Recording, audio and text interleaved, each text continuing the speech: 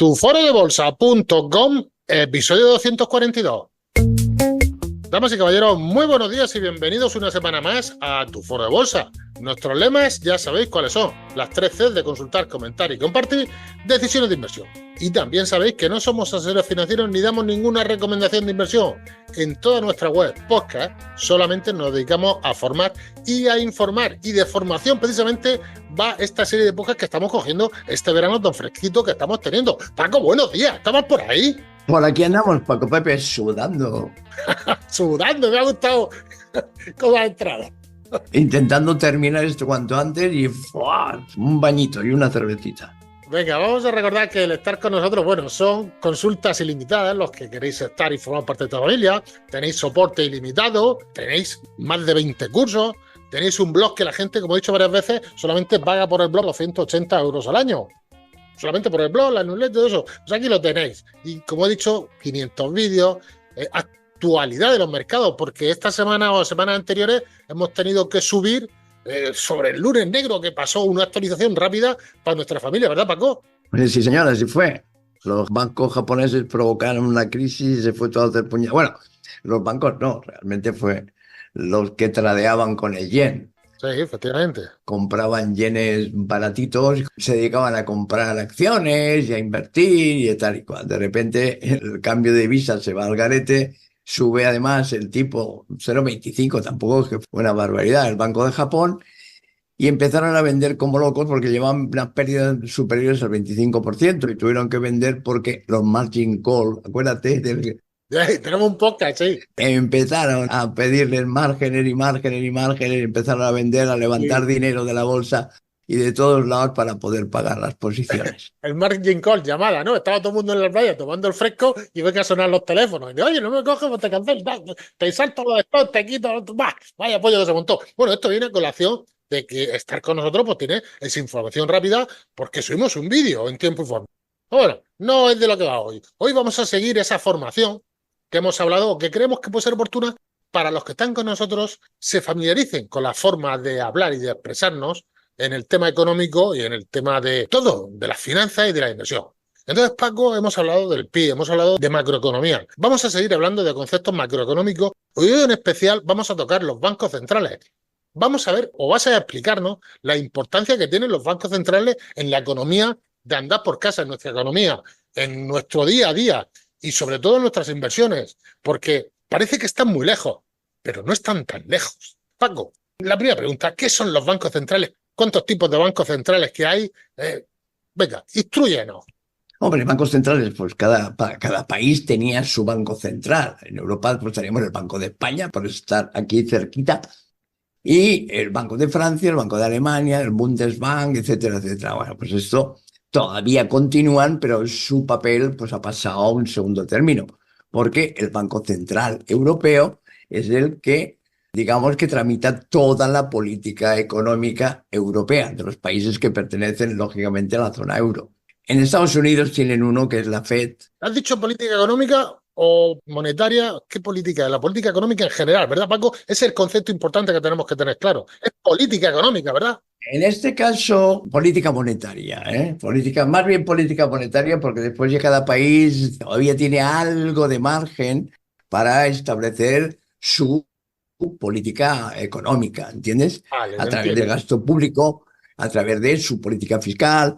Sabes tú que ha habido muchos acercamientos para hacer una política fiscal única en toda Europa, Uf, pero que eso yo creo que no lo veré.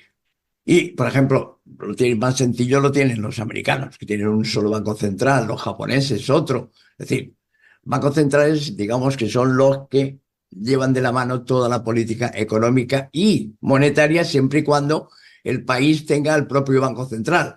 En este caso, nosotros, los 28 países que pertenecemos al euro, dependemos de la política monetaria y económica del Banco Central Europeo. es un ahorro de costes, en cierto modo. Oye, ¿qué piensan los de arriba? No me meto en un ministro de política monetaria, como tenemos aquí ministros para todo. Lo que pasa es que está todo muy capado, es decir, ni lo uno ni lo otro, sino todo lo contrario. Es decir, no se clarifican mucho las cosas. Pero bueno, Vale, entonces, siguiendo tus palabras, tenemos bancos centrales puntuales en cada uno de los países y luego está el gordo, que es el Banco Central Europeo, que nos controla todo. Y luego tenemos la Fed y el Banco de Japón y todo lo que tú has dicho. Vale. Entonces, ¿cuál es la función de estos señores tan grandes que están ahí arriba y que ya te digo yo así sin mirar que baratos no salen? ¿Pero cuál es su función? No, baratos no salen, eso es evidente. Ni eso, ni, bueno, no nos metamos ahí, que yo enseguida me tiro a muerte, ¿no? Está como la Va- va- pólvora, ¿eh? sí, deja, vamos a tener una charla tranquila. Vale. Bien, por ejemplo, el mandato del Banco Central americano tiene dos. Es control de la inflación y el pleno empleo. El Banco Central Europeo solo tiene uno, que es el control de la inflación. Bien, eso es la teoría. La realidad es muy distinta. ¿Por qué? Porque lo que intentan es llevar el equilibrio de la economía, es decir, control del crecimiento, del desempleo, de la inflación. Ese difícil equilibrio es lo que intentan hacer los bancos centrales, con mejor o peor desempeño, pero la realidad es esa. Además de eso, ya veremos al final cómo también se han pasado de rosca y los mandatos se los han pasado por donde tú y yo sabemos. La columna pierde su dulce nombre, ¿no? Exacto. Oye, Paco, ¿sabes cuánto han valorado todos los cursos que tenemos aquí en el foro? Aproximadamente. No lo sé. Un pastón, tío. Al principio os decía, oye, que sí, que 180 euros al año, que sale unos 15 euros al mes, que vale, por los cursos que tenemos 3, 4. Pero ya, Paco, hasta con tipo test, tío, hasta con ejercicios, ya dice, estoy haciendo el panoli. Estáis... Tenían que fichar a los de los bancos centrales. No han dicho, tenían que ficharos para arriba. Bien, sigamos con los bancos centrales y la política monetaria. ¿Cómo intentan llevar ese equilibrio de crecimiento, inflación, desempleo? El desempleo lo quitamos un poquito del Banco Central Europeo y es más para el americano. Pero bueno, al fin y al cabo, vamos a hablar de bancos centrales en general. Pues con los tipos de interés, eso ya lo comentábamos, es decir, cuando el ciclo económico es bueno, te permite subir los tipos de interés para precisamente que no se desmadren los precios y controlar la inflación. Entonces, se mantienen ahí algo altos y para precisamente el control del consumo y la inversión.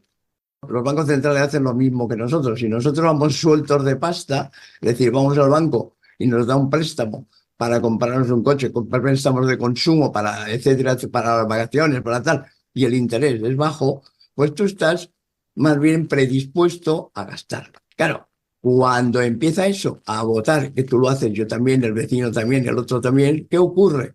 Los precios van subiendo porque la demanda sube. ¿Y qué ocurre entonces? Pues que hay inflación. Inmediatamente cortamos, subimos el tipo de interés y dice, "Oh, a estos precios yo voy a pedir el préstamo hipotecario, pero el del coche que pretendía hacer ya no lo hago". Y así van controlando un poquito la temperatura para que no se recaliente.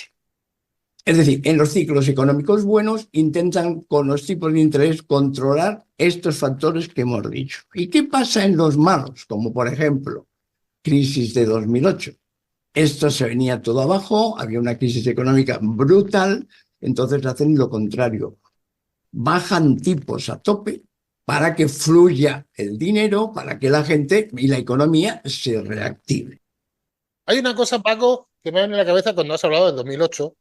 Crisis 2008, bajada de tipo de interés e inmediatamente me viene meter liquidez al sistema. Bien, ahora iba eso, precisamente, es decir, Perdona, Paco, me vienen así, seguidas. Crisis 2008, bajada de tipo, aumentar la liquidez del sistema. ¿Qué significa eso? la política monetaria normal es bajar tipos, pero ¿Eh? cuando estás a cero, ya no puedes bajar más los tipos. Se acabó la política monetaria normal, la convencional. Ahora ya viene la política monetaria, digamos, no convencional, y que empezó a aplicarse precisamente en ese momento. A partir de ahí empezaron los quantity easing, que suenan por todos los lados, los QE. ¿Y eso qué es? Meter dinero al sistema. ¿Y cómo metían dinero al sistema los bancos centrales? Tirando de la maquinita y haciendo billetes. Hacen billetes y con esos billetes, ¿qué hacen? Pues compran bonos soberanos, compran hipotecarios y compran Bonos corporativos. Es que te tengo que interrumpir, perdóname. ¿Qué son los bonos soberanos, Paco? La emisión de deuda de los países. Ah, vale. Ahora hablaremos del déficit público. Cuando hay déficit público hay que financiarlo. ¿Cómo se financia el déficit público? Emitiendo bonos, emitiendo deuda. Esa deuda es la que compraba los bancos centrales con el quantity easing. Iba Mario Draghi por la mañana, se levantaba y decía, vamos a comprar todo esto que hay por aquí, ¿no? Más o menos, ¿no? Porque era el rey. Por ejemplo, con Grecia ocurrió lo mismo, a pesar de que con unas palabras pudo pararlo, pero podemos hablar del default y podemos hablar de muchas cosas, podemos hablar de los bonos. Centremos un poco el tiro. Un podcast de los hombres de negro. Sí, los hombres de negro. Eran así, ¿no? Los que iban a ir a Grecia y los que iban a venir a España, ¿te acuerdas? Exactamente, sí, en 2011 además. Es que, Me molaría hacer un podcast de eso. Pero bueno, tírale. bueno, los bancos centrales, como hemos dicho, compraban al Estado los bonos a 2, 5, 10, 30 años, los hipotecarios y los corporativos, es decir, compraban deuda también de las empresas. Claro, deuda baratita, ¿cómo? Incrementando la masa monetaria, es decir, si había 100 billetes de 100, pues ahora hay 3.000 billetes de 100. ¿Y cómo se hacen esos billetes? Tirando de la maquinita, es decir, dinero de la nada. ¿Y a dónde almacena todo esto los bancos centrales? En sus balances.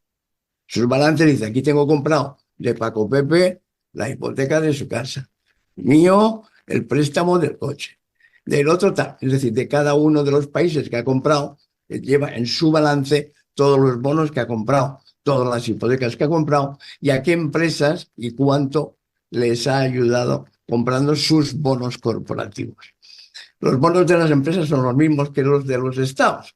Es decir, tú necesitas crédito, te vas al banco y le dices, oiga, necesito este dinero, pues vale, te doy este crédito a este tipo de interés. Los bonos corporativos son las empresas, salen al mercado, dicen, tengo estos bonos a tal plazo y pago tanto porque me compres esos bonos. Cuando llegue su vencimiento, yo te devuelvo la cantidad que me has prestado y mientras, durante el tiempo que dure el bono, te estoy pagando el cupón o los intereses.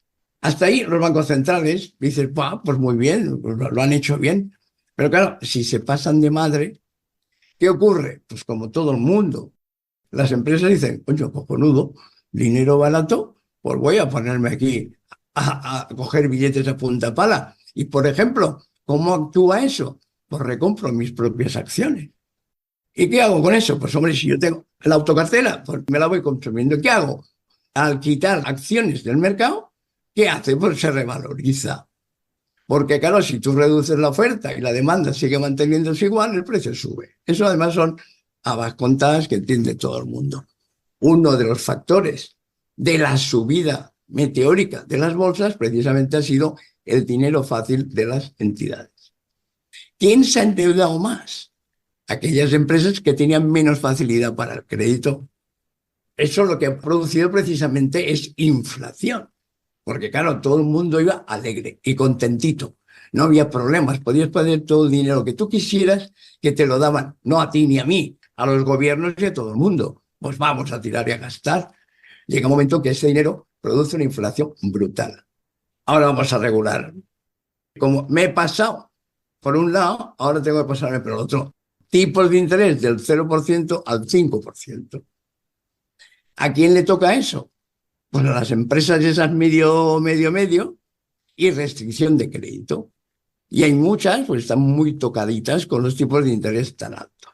Pasamos de una zona de complacencia y un ciclo económico expansivo que se pasa de madre por no haber controlado los tiempos, haber subido los intereses en su momento y haber quitado del sistema tantísimo dinero. Después pagamos los excesos y ahora estamos pagando lo contrario. Perfecto, Paco. Vamos a ver, al principio has hablado o hemos hablado de la FED y el Banco Central Europeo. ¿Qué diferencia hay en sí entre estas dos grandes entidades? ¿O son exactamente el mismo perro con distinto collar? Te lo digo por lo siguiente. La FED tiene su moneda, o regula el dólar, y el Banco Central Europeo regula el euro. Estas dos entidades están continuamente peleándose por el rollo de la paridad dólar-euro para ver cuál de las dos economías, o la europea o la americana, es más competitiva.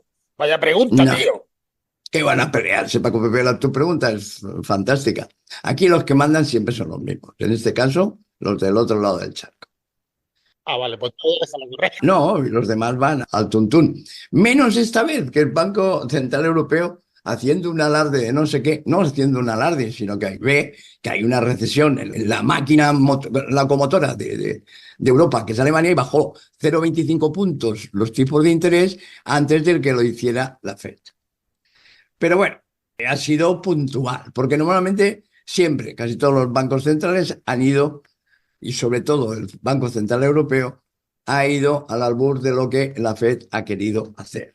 ¿Eh? Otra pregunta que tengo, Paco. Vamos a ver, España siempre se ha hablado del tema de las reservas de oro. Mi pregunta está clara. Importancia de los bancos centrales en las reservas de oro de un país o de la economía americana o de la economía europea. No lo sé. ¿Tienen algo que ver en las decisiones de las reservas de oro de los países, los bancos centrales? ¿Y en qué medida, Paco?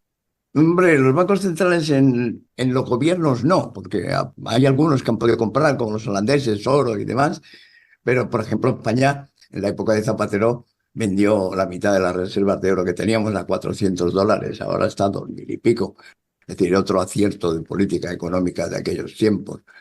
No porque fuera Zapatero, igual después te venía después el gallego y te hubiera hecho la misma película. Necesitaban pasta como fuese y que tenemos oro, véndelo, a ver si cogemos. Claro. Pero bueno, es decir, que estamos con 400 toneladas como mucho en el Banco de España. Pero como lo robaron en la serie de La Casa de Papel, pues ya no nos queda un duro. Ya no nos queda, ¿verdad? No, no sé quién se lo llevó. Seguramente se lo llevaron a Tokio, a Berlín o a Río. Se llevarían las reservas de oro, ¿no? Bueno, eso es lo que pasó. Yo simplemente constato un hecho, que en ese momento, como éramos la Premier League europea, pues al final tuvimos que vender el oro de parte de las reservas de oro. Ahora todos los bancos centrales están comprando oro, como si no hubiera un mañana. No los países en sí, sino los bancos centrales. ¿El por qué? Algún día lo sabremos. Ya hablando en serio, Paco, 2020, 2021, COVID-19. Cuéntame qué hicieron los bancos centrales de estos días para acá, o de estos años, o de estos crudos años hasta hoy, y por qué. Pues hombre, lógicamente empresas cerradas, la gente encerrada en su casa, las empresas paradas, porque también se paró todo el transporte, con lo cual pues, no había materias para poder producir, que se quebró la cadena de suministro. ¿Y qué ocurrió? Pues lo mismo que venían haciendo en los años anteriores, desde el 2008, el incremento de la masa monetaria a tope y dándole a la maquinita. De hecho, si tuvieron que comprar 4 o 5 maquinitas más para poder hacer billetes. Y incrementando los balances de los bancos centrales, comprando deuda de todos los países para que el sistema no se viniera abajo. Así de claro.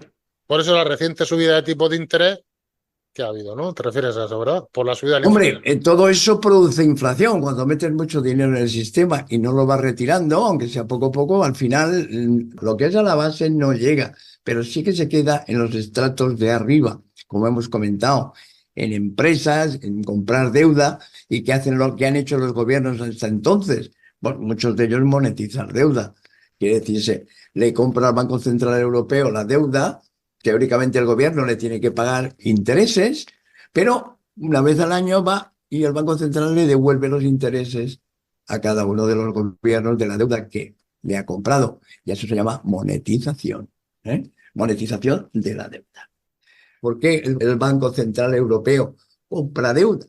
Pues compra deuda porque a los gobiernos, porque lógicamente hay que pagar las pensiones, las coberturas sociales, la sanidad, la educación, defensa y policía, etcétera, etcétera. ¿Eso cómo se hace? Con impuestos, con contribuciones, con impuestos sobre sociedades y empresas, pero claro, y con el IVA, impuestos indirectos. Pero como se gasta más de lo que se ingresa, se produce deuda. ¿Esa deuda qué se hace? Pues se hacen bonos. ¿Qué es un bono? Pues un crédito, igual que cuando tú vas al banco, como hemos comentado antes, tienes que pagar un tipo de interés. Hacen letras del tesoro hasta 2 años, bonos a 5, 10 años y bonos de largo plazo a 30 años. Hasta ahí todo de acuerdo y todo el mundo sabe que eso ocurre. Pero claro, eso hay que venderlo, es decir, hay que hacer subastas para que te compren esos bonos. Y si no acude nadie a comprártelo, primero o te suben los tipos, porque a ese tipo de interés que tú lo quieres vender no te lo pagan, o por el contrario, viene papá Banco Central a apoyar a los gobiernos que no pueden vender su deuda. ¿Por qué? Pues porque hay otras deudas más sanas, hay otras deudas que podemos hablar perfectamente de cuáles son los ratings de deuda de cada país, ¿eh? Cada país está calificado, una clasificación que hacen empresas externas, del riesgo que tiene ese país de pegar el petardazo, como pegó el petardazo Grecia en el 2011. Por otro lado, el tipo de interés es importante, porque a medida que sea más o menos el tipo de interés, tú sabes perfectamente, el precio de los bonos va en contra del tipo de interés. Si tú ves que el tipo de interés sube, el precio del bono baja. Y al revés, si el tipo de interés baja, el precio del bono sube. ¿Vale? Eso es así, y también para que los que nos escuchan lo sepan. Bien, claro, los países emitiendo deudas, sobre todo, la parte, si nos centramos en Europa, pues toda la parte baja europea, ya sea Italia, Portugal, España, pues gastando a manos llenas, mientras se siga monetizando deuda, vamos bien. El problema es ese, que difícilmente teníamos dos partes. Primero, es decir, el peligro de función de ese país como pagador. Claro, tú si ves que un país tiene mucho riesgo, pues no le compras la deuda. Y si le compras la deuda, le exiges que te pague un tipo muy superior. Me meto por en medio. La famosa prima de riesgo, ¿no? Efectivamente, es decir, era mucho más barata la deuda de Alemania que la deuda de España, por ejemplo, o de Italia. El diferencial entre lo que pagaban los alemanes y lo que pagábamos nosotros por el mismo bono al mismo plazo es lo que fue la famosa prima. Esa prima estaba todos los días en los telediarios. Paco, esto de la prima ya no lo sabemos todo. ¿Qué te parece si lo dejamos ya y nos emplazamos para el siguiente podcast? ¿Eh? ¿O qué? Pues ¿O te bien, queda me algo más? parece. Relativo a los bancos centrales, poco más, ¿no? Sí te puedo decir una cosa que además es curiosa, Paco Pepe. Claro, pero si es curioso la quiero oír, sí. Sí, porque, por ejemplo, si los mandatos de los bancos centrales son lo que hemos dicho al principio, ¿por qué hay bancos centrales que hacen dinero? Con ese dinero compran divisa y con esa divisa invierten en bolsa. A ver, que me estás tocando el bolsillo, Paco. Me estás tocando aquí lo que No, está no, a ti, tocando no, fondos de no, no, bolsa. a ti no te estoy tocando ningún bolsillo. Sí, sí, quiero Eso decir, me estás tocando la web. Me estás tocando la bolsa, invierten en bolsa. Ya me estás tocando el corazoncito pequeñico. A ver, repíteme eso. bien, por ejemplo, Banco Suizo. El Banco Suizo para mantener la paridad, porque tú sabes que el franco suizo es un activo refugio. ¿Qué ocurre? Pues cuando hay cualquier crisis, pues la gente compra franco suizo, vende dólares, vende euros y compra franco suizo, porque es más estable. Claro, los suizos lo que no quieren es que su moneda se aprecie demasiado, porque si no, las exportaciones de sus empresas sufren. ¿Y qué hace? Cuando le da a la maquinita, emite francos suizos, compra dólares y compra euros. ¿Para qué? Para que el cambio con el franco suizo baje. Mantiene la paridad, pero espérate, con esos dólares y con esos euros va e invierte en bolsa. Pero no invierte en un índice. Ha comprado Amazon, ha comprado Alphabet, ha comprado... Es decir, eso lo puedes ver en el balance del Banco Central Suizo. ¿Estás hablando en serio, Paco? Es de 150 billones de dólares. Es decir, no estamos hablando de calderilla. Por lo tanto, los bancos centrales han influido en la subida histórica de las bolsas. Aquí tienes un ejemplo. Segundo ejemplo, por eso, curiosidades. El Banco de Japón debe hasta de callarse. Es decir, debe 266% de su PIB, casi 3 veces lo que produce Japón, lo debe. ¿Y dónde ha metido el dinero Japón? En la maquinita. El 47% de la deuda de Japón lo tiene comprado el propio Banco Central de Japón. Pero aparte de eso, en más de 1.800 empresas de la bolsa japonesa es de los principales accionistas. Es decir, ¿eso influye en que el Nikkei o el Topic haya subido a niveles históricos? Puñeta, a que el señor y lo vea? Por supuesto que sí. ¿Por qué las cosas están como están? Porque los bancos centrales, que debían de estarse quietecitos, han metido mano por todos los lados. Y estos son dos ejemplitos, porque no quiero que esto se extienda 3 horas de podcast, pero es curioso que los mandatos de los bancos centrales se lo pasan por el foro. Porque el Banco Central Europeo también compra deuda corporativa y también compra directamente, apoyando a los mercados en distintos sectores.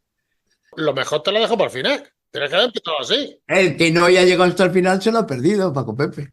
Eso lo vamos a hacer en todos los podcasts a partir de ahora. Es que te has dejado lo mejor por el final. ¡Qué barbaridad, tío! Vamos, yo sabía que manipulaban la economía con la emisión de dinero. O sea, no manipulaban. Vamos a ver, la palabra es controlaban, ¿no? Vamos a ver, Paco Pero- Pepe.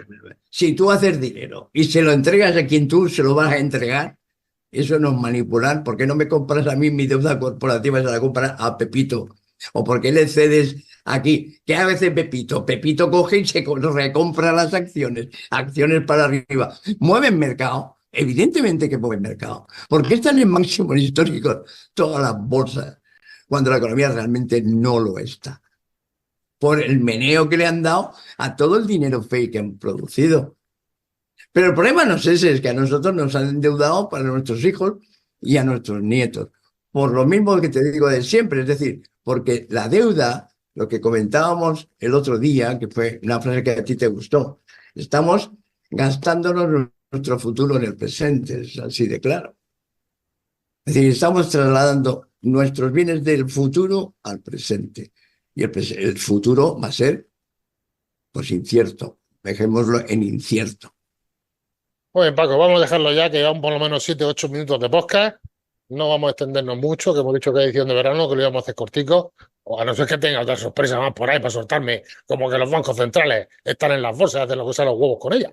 Valga la redundancia o la expresión. Bueno, pues ahí queda el apunte. Dejémoslo ahí. Venga, va.